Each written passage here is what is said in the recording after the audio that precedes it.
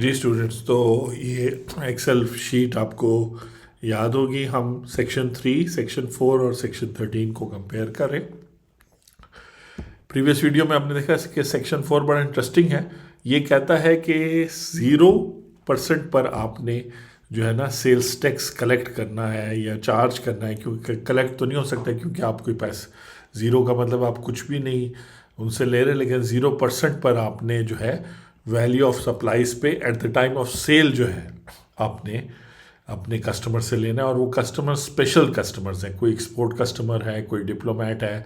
कोई export processing zone में है, तो इस वजह से ये ज़ीरो रेट है। वरना स्टैंडर्ड रेट जो 18% वाला है वो अप्लाई होता है सेक्शन 3 सब सेक्शन 1 के तहत। तो सेक्शन 4 जो है इस तरह यूनिक है, लेकिन इसमें इंटरेस्टिंग बात यह है कि 18% इनपुट पे चार्ज हो सकता है। हो सकता है कि जो आपको सप्लाई कर रहा हो वो 18% चार्ज करे और इनपुट टैक्स आपका आपसे 18%, यानी 100 रुपये की चीज़ खरीदी है तो 18% आपको पे करना हो। जबकि आगे आप अगर कस्टमर को 200 का बेच रहे हैं तो उस पर आप सेल्स टैक्स 0% ऐड करें, यानी कि 200 ही आप एक्सपोर्ट में या जिस तरह भी आप उससे ले रहे हैं। तो बेसिकली फिर क्या सिनेरियो बनेगा, तो जो टैक्स लाइबिलिटी है वो तो इसी तरह कैलकुलेट होती है ना कि output tax minus input tax. तो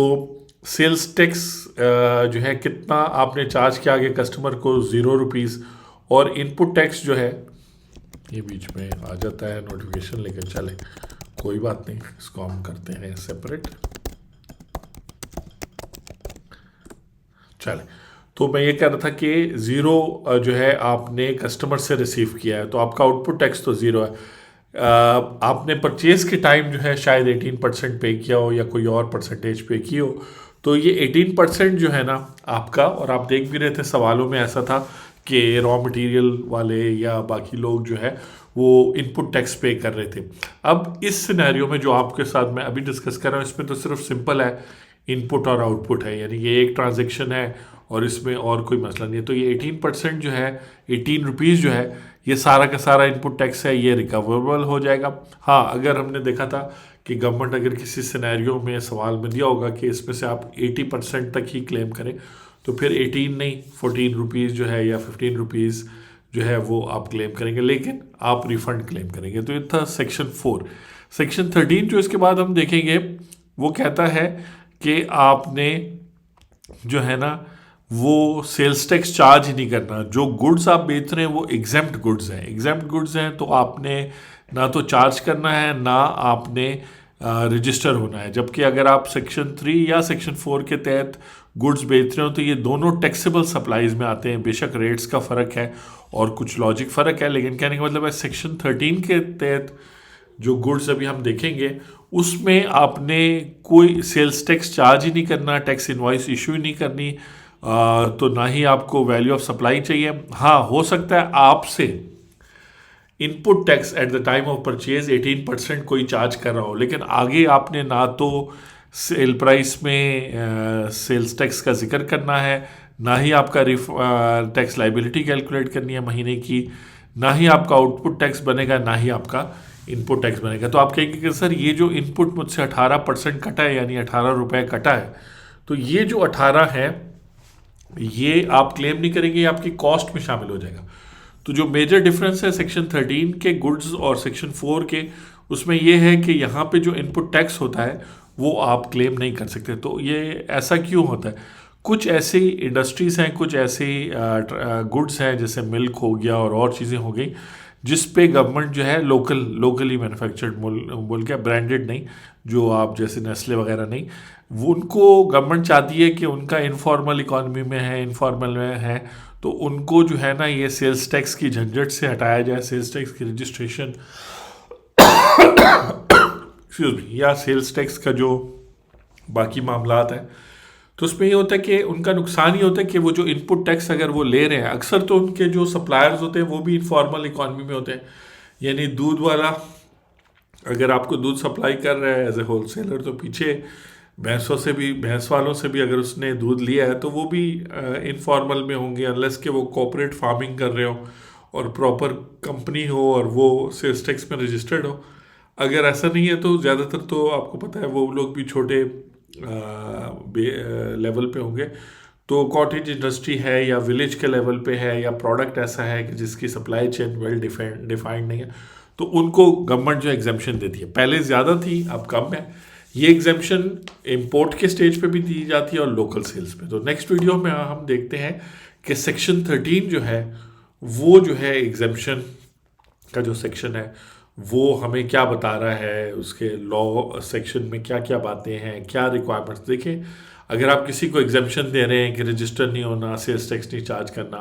अपनी बिजनेस का नॉलेज हमारे साथ शेयर नहीं करना, तो डेफिनेटली फिर कंडीशंस भी आप अप्लाई करते हैं कि ये होती है। जैसे सेक्शन 4 में भी आपने देखा था कि अगर एक्सपोर्ट हो तो फिर आप 0% चार्ज करेंगे, और अगर वापस आ जाए तो फिर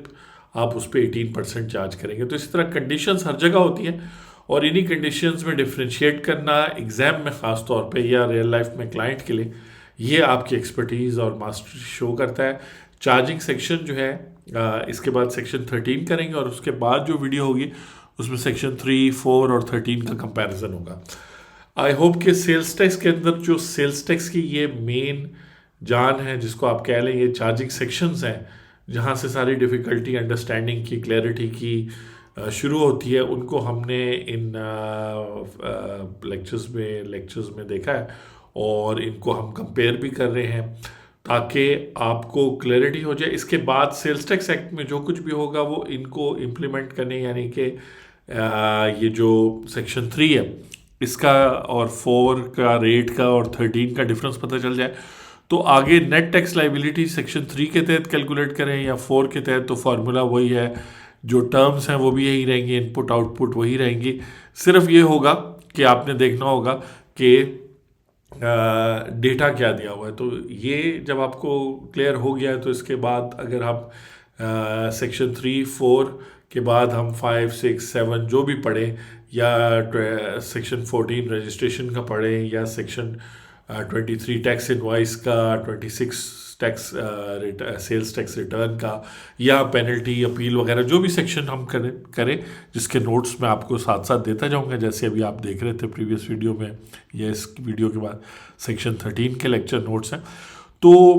आपने इनको इसी फ्रेमवर्क में रख के करना है, इसी से रिलेटेड है, यानी यही सेक्शंस आगे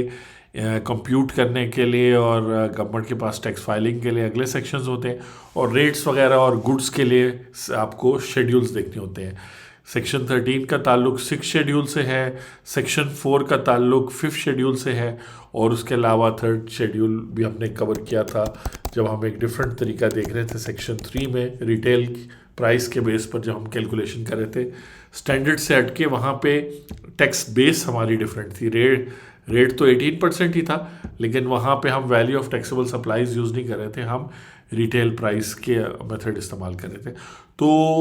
होपफुली जो है क्या कहते हैं, इस एक्सेल शीट से ये भी आपको प्रोवाइड कर दी जाएगी